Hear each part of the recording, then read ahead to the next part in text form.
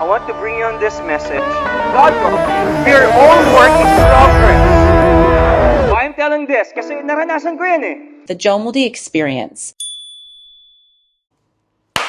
Hello there fam, it's your Kuya Paz. What's up? And we're creating another episode for this week and I'm so really excited to share this experience.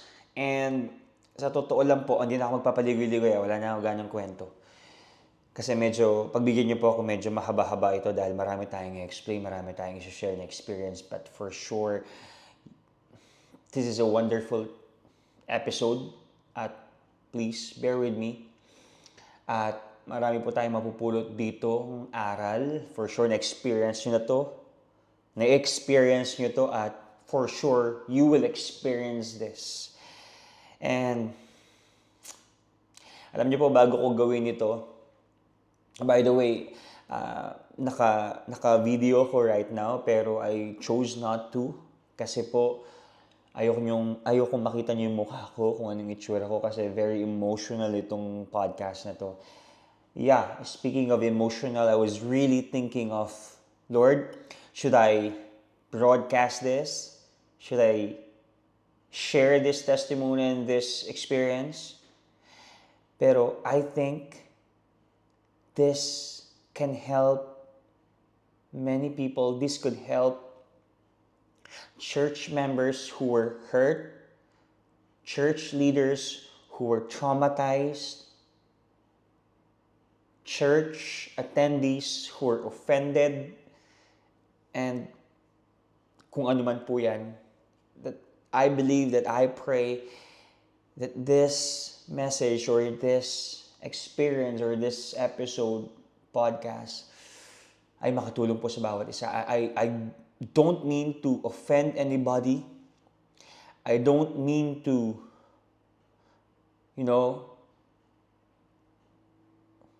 protect somebody. I came here unapologetically at gusto ko pong sabihin lang yung mga experience kung ano ba talaga nangyayari sa church.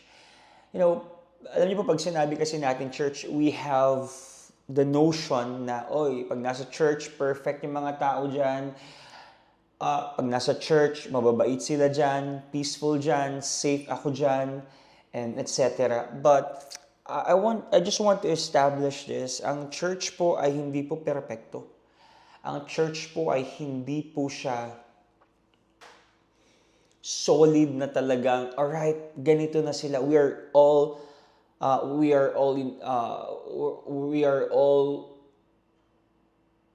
under sanctification. Pag sinabi po natin sanctification, nasa proseso po tayo sa part ng wholeness. Okay? Nasa part po tayo ng, righteous na tayo sa mata ng Panginoon. Positionally, we're righteous, but practically, we are going through sanctification. Pag sinabi natin sanctification, ito po yung unti-unting nag-improve po tayo at nagiging Christ-like po tayo. Because our goal as Christians is to be Christ-like. Okay? Period. So, sa madaling salita, therefore, church is not perfect. Church is in the process of getting holy, alright? At nagiging mas nakikilala natin ng Panginoon, mas nagiging kawangis niya tayo. Just because you attended the church doesn't mean, by the way, you're already saved.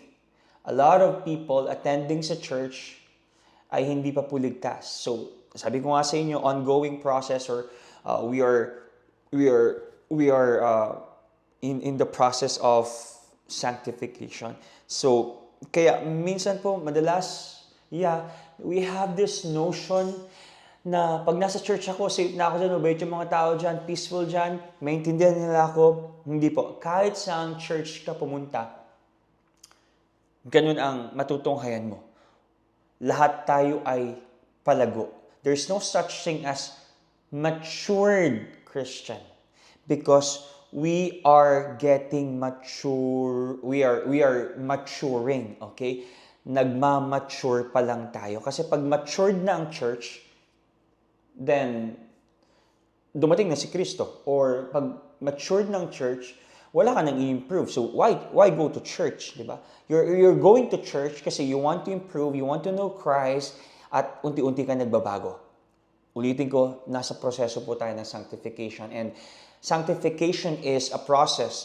Ang justification is instantaneous. Ibig sabihin, the moment you receive Christ, you were justified. Ibig sabihin ng justified, yung mga kasalanan mo, yung past mo, your present and your future, justified na lahat ng kasalanan mo. But, sa mata ng Panginoon, of course, you are positionally righteous.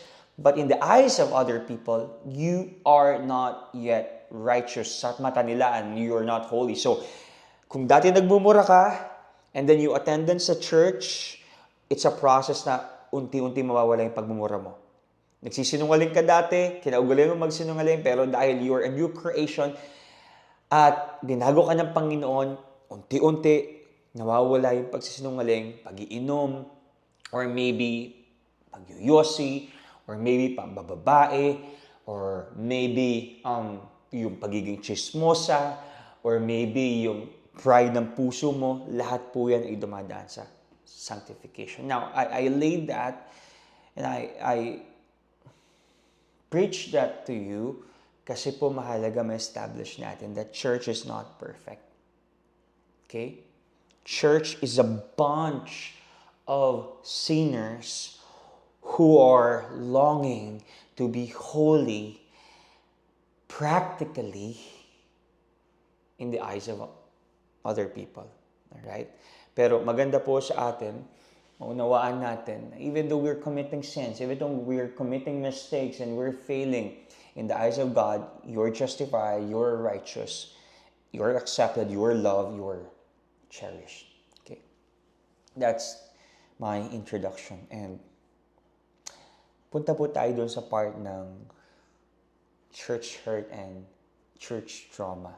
So we have to understand yung mga church-related pain. Di ba po? You know what? Pain caused by a church acts as a silent killer. It affects our mind. It affects our hearts. It affects our souls. It affects our whole being deeply. No, may mga part po sa atin na nasaktan tayo, no, publicly. But you know, the internal damage can really destroy future happiness and well-being. Lalong-lalo na po pag hindi na-address. So, itong mga damages po na to negatively impacts not just the person, but the church ministry and also the outreach. I always say this sa mga nililid ko po, especially to our pastoral team. Guys, napakaliit na paniki.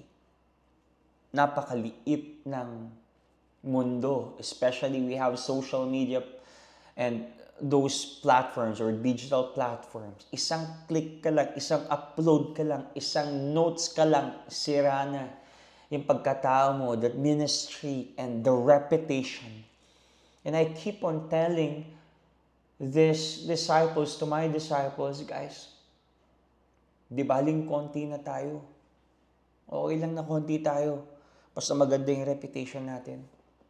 Basta maganda yung character natin. And by the way, to build a good reputation, you have to have good character because good character produces good reputation. So, ang reputation po, it follows when you have a good character. And always tell to our disciples, guys, please, kahit na konti yung membership natin, let's choose to have a good reputation. Let's be loyal. Let's be faithful. Let's be trustworthy. Though I'm telling this based dun po sa mga natutunan ko before, hindi ko sinasabing perfecto ako, hindi ko sinasabing ako yung pinakahigit or tayo yung pinakahigit. We made mistakes. We did mistakes in the past. And from that past, Kaya sabi ko sa akin, guys, natuto na tayo sa part na yun. Alright? This time, it's time to build a good reputation. Alam niyo po, pag sinabi nating hurt, church hurt, madalas kasi iniisip ng mga tao na, okay, we are expecting that God's people to behave differently, tama? We expect churches to be safe. We expect churches to be accepting, forgiving, and encouraging environment. Yet, makikita po natin, conflict and strife can still appear. Hindi ko po matatanggi. Marami po nasasaktan sa church. Maraming nasasaktan sa church at maraming nasasaktan ang church. I can say, I'm one of those people na nasaktan din ng church. And somehow, I know I offended other people because I'm so strong, I'm so firm, and later on, I'll share that. Pero doon po sa part ng ako'y nasaktan. Nung elementary po kasi ako, and of course, anak po ako ng pastor eh. And kapag anak ka ng pastor, ang initial expectation nila sa'yo, dapat mabait ka. Di ba? Elementary pa lang ako noon ha. Or parang grade 1, grade 2. So tuwing maglilikot ako, takbo ako dito, I'm always hearing these words. Bakit ganyan ka ang likot-likot mo? Ito pinakamasakit na phrase. Anak ka pa naman ng pastor. Every time they say that, oh my God. Alam niyo po yung parang sinaksak yung puso mo literal.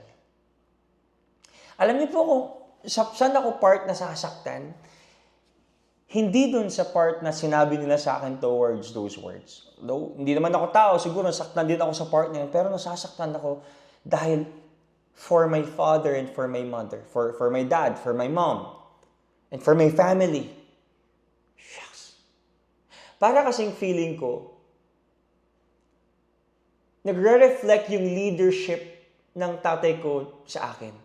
Kapag hindi ako mabait, kapag hindi ako masunurin, kapag malikot ako, ibig sabihin hindi malaking pagpapalaki ng tatay ko sa akin. At hindi siya effective na pastor. So, sa akin, dun ako sobrang nasasaktan. Alam niyo yun? Bakit ganyan ka? Anak ka pa man din ng pastor. So, I feel sorry or sobra akong nasasaktan, not for myself, but for my dad and for my mom. Kasi tama naman yung pagmapalaki nila sa akin. I think wala silang kinalaman doon kasi choice ko yun. That's why tuwing pupunta po ako sa church, nung elementary ako, nung high school ako, alam mo yung parang sobrang anxious ka, sobrang praning ka na pumasok sa church kasi feeling mo pinag-uusapan at pinagtitinginan. Kaya naman si Joman, malikot naman ano kung gagawin yan, whatever. And then also, nung pong second year college ako. Okay? Mas lalo na po nun dahil maga po akong nakabuntis. And wala akong mukhang iharap. And then, gusto ko, siguro some other time, I want to share that story. Paano po ako tinanggap ng tatay ko, ng mga magulang ko. And some other friends. At ng pamilya ko. So, second year college ako. That was 2008. Every time I go to church or kung saan man, I feel like wala akong ulo, alam mo yun? Wala akong iharap sa tao. I was traumatized. Though, hindi ko po sinisisi sa mga taong ito kasi choice ko yun eh. Nagkamali ako doon, right? Akin yun. I can take the blame. I can take the chismis. And I will take the responsibility. Akin yun. Mali ako doon. Pero nasasaktan lang talaga ako doon sa part ng nadadamay yung mga magulang ko. Alright? Pero choice ko yun. Talagang damay ang church, damay sila, damay ang kapatid ko, damay lahat ng mga nakapaligid sa akin. But I want to say thank you to all the people who protected me, to all the people who really there to encourage me and hone me. Pero ang hindi talaga magtatapon sa'yo pamilya mo. They really prayed for me. They really trusted me. They gave me thousands of chances. So, I have trauma going to church kasi I felt like pinag-uusapan ako ng mga tao, si Jomel, bakit ganyan? Walang iya. I'm hearing a lot of chismes, ganito daw. Sakit eh. Sakit din, di ba? And kinikwento ko to kasi alam ko po yung feeling ng ganong feeling. Okay? Kaya every time, sa akin po, hindi naman ako perfect sa part na yun. But I always try. Every time na feeling ko na nasaktan ako at pag bumalik sa church, I always pray for that person, Lord. Sana magpatuloy siya. Lord, sana huwag siyang tumigil. Kung lilimat man po siya ng church, Lord, maganda magpatuloy pa rin siya. And my prayer is this, Lord, I'm always praying na, Lord, sana magkaroon ng restoration ng relationship namin. Or Lord, kung nasaktan ko man siya, sana po yung maging maayos. Alam niyo po kasi, ang sakit ng part na dinisciple mo, marami kayong pinagsamahan, marami kayong memories, years of memories. Kasama mo nagmi-minister. Kasama mong, hindi ko alam, sa lahat ng vision ng church, sa lahat ng activities ng church. And I can't really imagine, pag nagkasalubong kayo sa church, or sa ibang lugar, pag nagkasalubong kayo sa ibang mall, or sa plaza, or kung saan man kayo magkita, hindi ka papansinin. That is very hurtful. That's very hurtful. And you will somehow feel this. If you're a leader who's... Ako po kasi, ang style ko talaga, my team knows this. Very generous po ako, very outgoing, ganador ako, loving. Hindi ko inaangat yung sarili ko na, but I think one of my strengths is I know how to build a community and to love this with all my heart. So minsan, ang nangyayari kasi sa sobrang love ko sila, masyado akong nagiging expressive. Masyado akong nagiging, pag expressive ka, tactless ka eh. Di ba? May mga nasasabi akong ganito. Hindi ko naman pala alam na hindi pala nila kayang abutin pa yon. So, na-offend sila. But, somehow my leadership is very strong. And not because I'm tower tripping these people, but guys, I want you to grow. I want this ministry to grow. Let's grow together. And may mga assumptions lang ako before na alam ko maabot nila to, maintindihan nila ito kasi kuya nila ako, pastor nila ako, pakikinggan nila ako. But there are points na hindi pala dapat silang pakialaman or ayaw nila dapat silang pakialaman. And somehow, ako po bilang pastor, bilang leader, natuto rin ako na maging okay, know when to speak, know when to correct, know when to, but really, lot of, siguro lagyan natin ng part 2 kasi ang dami kong gustong i-share about church hurt, especially traumatized ka sa mga nangyari. Help me God. Really, really, really, really. But I want to give you factors that affect church conflict. Okay? There are factors kasi that affect church conflict. So, the prevalence of divisive behavior in churches nagva-vary po kasi based, number one, sa spiritual health of church members. Spiritual health of church members. Ulitin ko po, ang church is experiencing an ongoing growth and process. So, hindi porket nasa church ka, meron ka ng mature na mga members. So, lahat po tayo nagmamature, lahat mga members dito, pinapalago natin yung spiritual health nila. Okay? So, ngayon, yes, baby Christian, when we started doing or yung ministry po sa Deep and Wide, baby Christians pa yung mga kasama namin, or even us, lumalago pa lang din. So, ang hirap. Of course, hindi pa puro relationship, alam niyo yun, gala dito, tambay dito, parang naglalaro pa, whatever. So, we are trying to build the spiritual health of the church members. So, malaking factor po yun. Second one is the strength of leadership.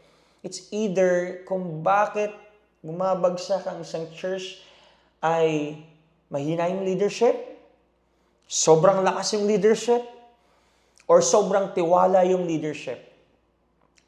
Doon tayo sa mahina yung leadership. Pag mahina yung leadership mo, kinakaya-kaya ka, at nagtatago ka doon sa kabaitan mo, aalisan ka ng tao. Bakit?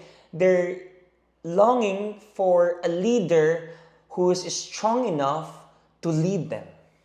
Tama? And doon naman tayo sa part ng sobrang strong yung leadership.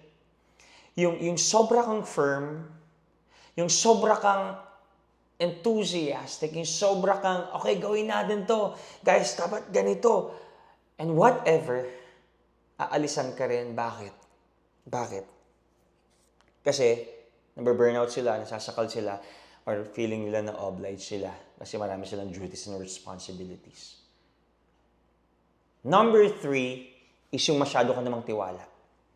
Masyado kang tiwala kasi nga, mahal mo sila eh. Kasi nga, close kayo eh.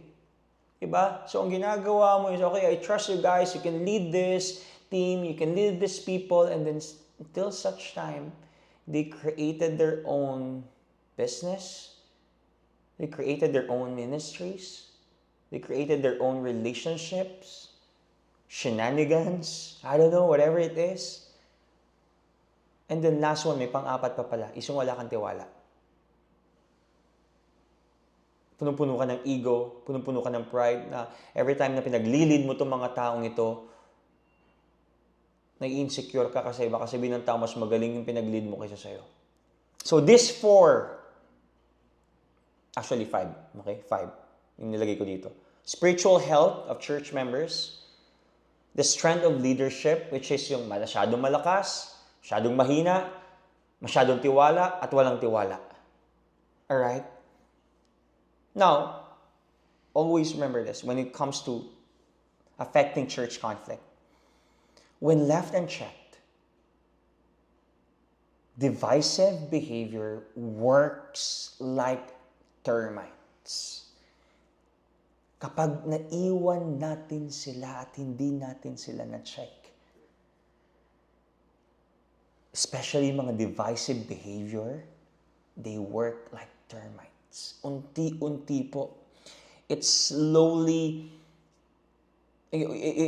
will slowly decaying the spiritual foundation of a congregation. So it's better to check your leadership. Better to check your heart. Better to check your process, your program. These groups. Now, there was trauma. There was hurt. But of course, lahat naman po tayo, maganda, ang maging goal natin is yung magkaroon ng healing. So, how can I have the healing process? So, how can I do the healing process?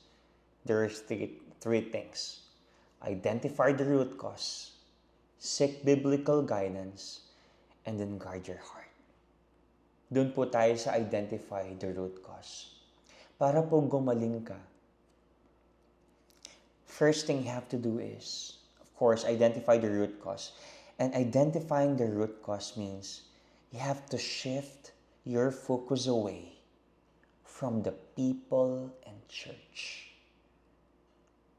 Alright? You have to focus on God, not with the people. Second is, you have to identify the true source of pain beyond surface events. Maganda po sa atin dito, ma-identify natin, saan ba ako nasasaktan talaga? Kay kuya lang ba? Bakit ko dinamay ang buong church? Teka, doon lang ba sa ex-boyfriend ko na nandito sa church kung bakit ako, doon ba ako nasaktan? Doon ba ako nagalit sa kanya? O so bakit dinadamay ko pati yung buong community? You have to know, identify the root cause of your pain. And then number 3 is, you have to recognize yung pong mga underlying feelings such as anger, rejection, disappointment, or loss. You have to identify the root cause. Kasi if you will never identify the root cause, you will never find the solution. At ba ako nasaktan? Nakikisakit lang ba ako? 'Di ba? Kasi kaibigan ko ito at kinento niya sa akin yung nangyari doon sa isang tao at nakigalit na rin ako. Alam niyo po, marami akong na-experience na ganyan. Nakigalit lang. Kaya yung buong circle, buong friends. Now, kung galit ka sa isang tao, nasaktan ka ng church, go to that person and tell him, bro, you're wrong. Or go to the pastor or to the authority, hey. And number 2, first is identify the root cause. Number 2 is you have to seek biblical guidance. Seek biblical guidance. You have to search Scripture for what God says about your specific pain. Kung nasaktan ka about brokenness, then find an account or a verse that suits, that fits with your pain. And pray for that pain. And then use those Bible verses as your prayer for healing. Number 2, you have to use Bible verses as healing balm for wounds. Alam niyo po, ang words ng taong nasasaktan at ginatungan pa ng taong nasasaktan, lalo kang masasaktan. The only word that can heal you is the Word of God. The only word can improve you and give you peace and give you wholeness from your brokenness is the Word of God. I tell you. Not even from your pastor's words. Or from your pastor's words, yeah. The Word of God can heal you. And then you can read Hebrews 13:5, for example. If you are rejected, nakalagay po doon, never will I leave you. Never will I forsake you. Remember that. Number 3, okay? Number 1 is identify the root cause. Number 2 is seek biblical guidance. Number 3 is guard your heart. Guard your heart. Proverbs 4:23 advises guarding your heart above all else. Why? Because our heart is the spring of life. Everything flows from it. Everything na naririnig mo flows to your heart, through your heart. So how can we guard our heart? First is you have to refuse to dwell on what happened. Hindi ko sinasabing you have to forget it. For me, hindi ako naniniwala sa forgive and forget. Forgive, but don't forget. Okay?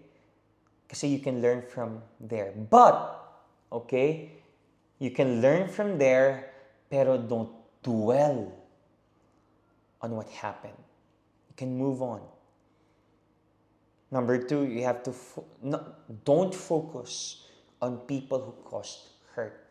A lot of us, we were swayed, nawawala tayo sa church, nawawala tayo sa ministry, nawawala yung purpose natin. Guys, nawawala yung purpose natin. Kasi po nakafocus tayo sa isang tao, hindi sa isang Diyos na kaya tayong pagalingin at kaya tayong patawarin at kaya tayong mahalin. So ako po, nung nasaktan ako, nag-focus ako doon sa identity ko at saka sa purpose at sa calling ko. And of course, to my family. And then I was able to regain that confidence. I'm so confident right now with my calling. Whatever it takes, because I know my identity in Christ. I know my standing in Christ. That Jesus Christ is my righteousness. I don't care about others' opinions. What I care is how God looks at me. That I'm righteous. That I'm holy and I'm blameless. I'm chosen. And that regained my confidence. Number 3 is, don't fix on church weaknesses. Gaya nga po ng sabi ko kanina, ang church po hindi perfect. Marami pong weaknesses ang churches. Ako po, I have weaknesses as a pastor, as a leader, as a believer. I have weaknesses. My dad, Bishop, he has weaknesses for sure. And all the pastoral team and all the members in our church and every church, I believe, has weaknesses. So, if you're going to fixate your eyes on church weaknesses, then you will fall away. Kaya nga sabi po sa Bible, di ba? Fix your eyes unto Jesus. Because the author and the finisher of our faith is not our pastor, is not our church member, is not our drummer, is not our singers, it is not our ushering team, it's Jesus. So when you fix your eyes unto Jesus, no matter what people say to you, you will survive. Not just survive, you will thrive. And not just thrive, you will endure and you will enjoy. I tell you. Number 4, when it comes to guarding your heart, is to embrace humility instead of bitterness. Ako po, marami akong hurt sa church. They criticize me every time I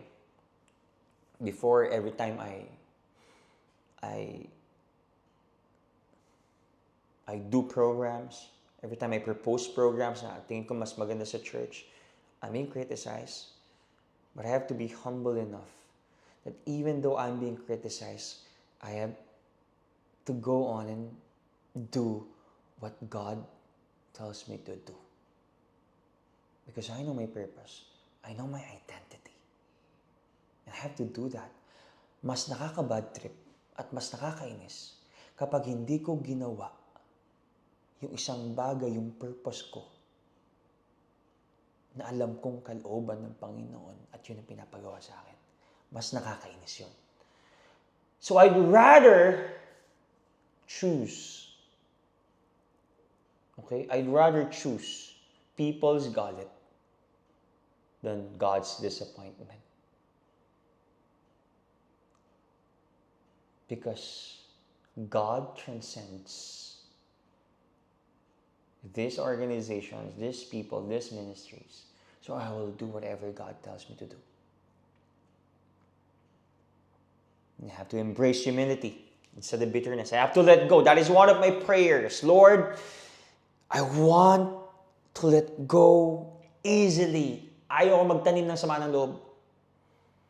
Ayaw magtanim ng sama ng loob. Kasi bakit po? Nadadama yung ministry, nadadama yung preaching ko, nadadama yung mentoring ko, nadadama yung leadership ko, nadadama yung asawa ko, nadadama yung pamilya ko, nadadama yung masterals ko, nadadama yung pagtulog ko, nadadama yung pagiging masiyahin ko, nadadama yung mga pusa ko. So I have to embrace humility instead of bitterness. And I have to develop, number 5, I have to develop forgiving attitudes and actions. I have to develop that. Isa po sa mga bagay na natutunan ko sa tatay ko, Jomel, ipag-pray mo sa Panginoon na madali kang magpatawad. Kung kalimutan mo na kinakailangan, pwede. May nakalagay po sa Proverbs yan I forgot the reference. Pero sabi doon, sometimes it's good to overlook those sins and those hurt. And it makes us better. It feels better. Diba? Every time you forgive and you see hurt as an opportunity of growth at instead of taking revenge and magpaparinig din ako sa notes, magpaparinig din ako sa Facebook para makabawi ako at masiraan ko tong taong ito. Man, that is an opportunity to do good. Ako po ang prinsipyo ko, kapag ako sinuntok or kapag ako siniraan ako, hindi ako babawi. Kasi pag nagsuntukan kami or pag nagsiraan kami sa Facebook, parehas kaming sira. Para sa akin po, okay na ako lang yung sira. But I will not destroy the man's reputation, that woman's reputation. Enough nang ako na lang yung sira. Huwag na siya. Kung ako'y may bukol dahil sinuntok ako, hindi ko na siya bubukulan. Kasi bakit? Pag nag-away kami, parehas kaming sira. Sira yung reputasyon ko, sira yung reputasyon niya, sira yung reputasyon ng church, pamilya ko, business ng kapatid ko, at yung ministry, yung pagkatao ko, yung asawa ko, and everything. At lalong-lalo na yung Diyos ko. God teaches me how to be forgiving, how to be loving, how to be merciful and graceful or gracious. Tapos susuwayin ko. So sira yung Diyos ko, tatawanan yung Diyos ko at sasabihin nila, yung Diyos nila hindi sila kayang baguhin kasi ganun pa rin sila. So I have to develop forgiving attitudes and actions. And then lastly, number 6, undergird your heart, is you have to rely on the power of the Holy Spirit. You know, I have so many experiences of hurt. I was betrayed. I was dumped. Pinagchismisan po ako. They tried to divide the leadership. They tried to divide the church. But praise God, hindi yun naman po na-divide. Alright? Dahil we always pray, Lord, we need strength. And I always pray, Lord, make our leadership strong. Whatever it takes, Lord, we will continue. Kasi kasama po namin kayo. When you have the power of the Holy Spirit, it gives us peace. Lately, kausap ko yung kaibigan ko si Pastor CJ. Pastor CJ, shout out. May mga experiences din siyang mga hurt. All pastors for sure have experiences. Nakatulad po ng ganito. Pero isa sa mga pinagpapasalamat namin sa Panginoon, despite all these circumstances and hurt and offense, we're able to sleep like a baby every night or tuwing gabi. Sabi ko, grabe pa rin yung biyaya ni Lord. Nakakatulog pa rin tayo. Thank you, Lord. You're good. When you have the power of the Holy Spirit, alam niyo po, may mga times talagang, yes, hindi ka makatulog. May mga times talagang balisa ka. You question the validity and the effectivity of your leadership and even your salvation. Am I really saved? Am I really called for this? Am I really called to become a pastor, to be a pastor, to be a leader in this church? But when you have the comfort of the Paraclete, when you have the comfort of the Holy Spirit, it makes you grow. I mean, lumalago ka lalo, bro. Tanda. Woo! Sorry sa mga words ko talaga. Papasalamat ako sa Panginoon paano ako lumago.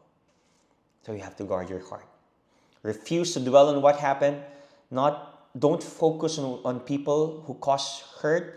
Do not fixate on church weaknesses. Embrace humility instead of bitterness.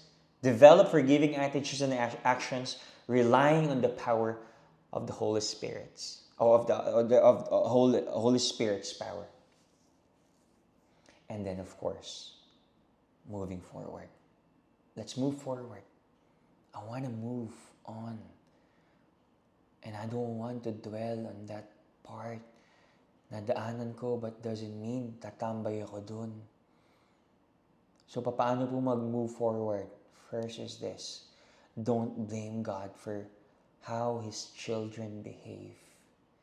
Dahil ulitin ko, hindi pa po tayo perfecto at hindi pa tayo glorified. Nasa sanctification process pa lang tayo. Number 2, don't abandon the church. Or kung hindi nyo na po kayang tiisin yung church, lipat kayo sa ibang church pero magpatuloy kayo. That's my prayer.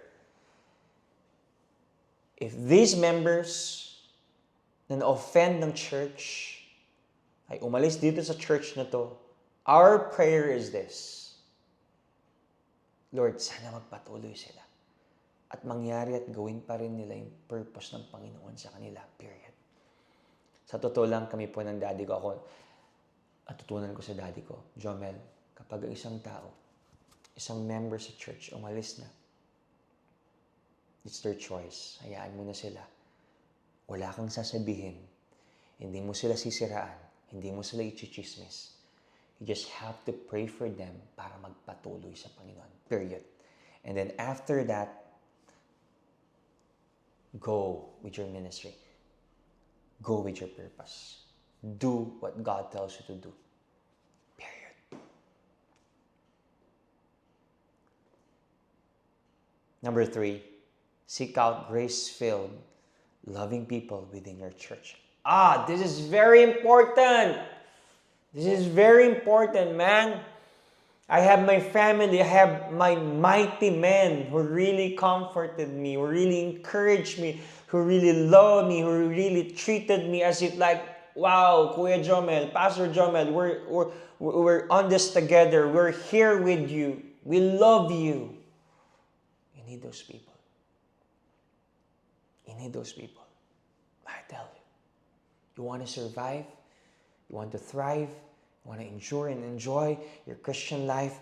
Have this circle who will protect you, who will love you, who will pray for you, who will exhort you, who will stir you up to do good works and love, who will serve you, who will respect you, not to gaslight you or initiate chismis or hurt. At dalhin yung ibang chismis na taong naninira sa'yo. Sabi ko din sa kanila, guys, hindi ako basurahan. So don't tell me those chismis every time you hear something towards me. I don't want to hear those. All right, Pastor, they said, we're here for you. We love you. So I love these people who protected me because I'm not always strong. I'm not always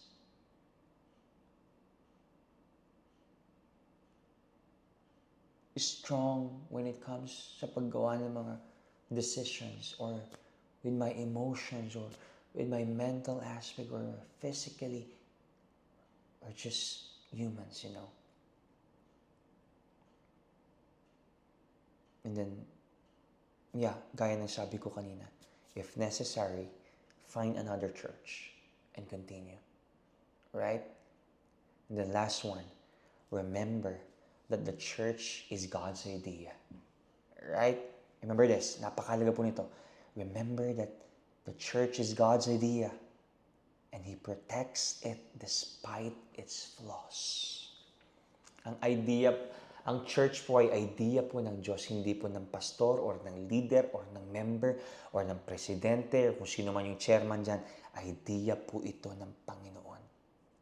Therefore, ang church ay sa Panginoon, ginawa niya to, tinatag niya to, therefore, He will protect it despite its flaws.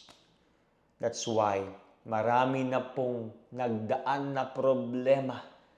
Marami na nagdaan na katakot-takot na mga circumstances and trials and persecutions. Still, nandun pa rin ang mga church. Praise be to God. And of course, let's pray and hope for healing. Because healing comes through seeking and turning our focus to Jesus, who promised rest for the weary and burdened. I want to read this book. Wait, I'll open my Bible. In Matthew chapter 11, verse 28 to 30. I want to read this. So good. Come to me, all who labor and are heavy laden, and I will give you rest.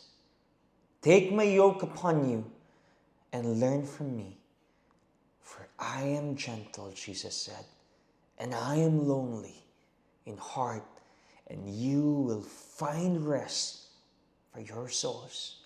For my yoke is easy, and my burden is light. The transformation process requires personal commitment to do what's right and focus on Christ rather than dwelling on past hurts. And I hope and I pray that healing will be upon you, comfort, restoration, grace will be upon you. In Jesus' name. In Jesus' name. Thank you so much for listening to this episode. And soon I will tell more stories like this, experiences like this, biblical truths for our restoration and for our self-growth and spiritual health. Thank you so much po. Mabuhay po kayong lahat. Pagpalain kayo ng Panginoon. God bless you.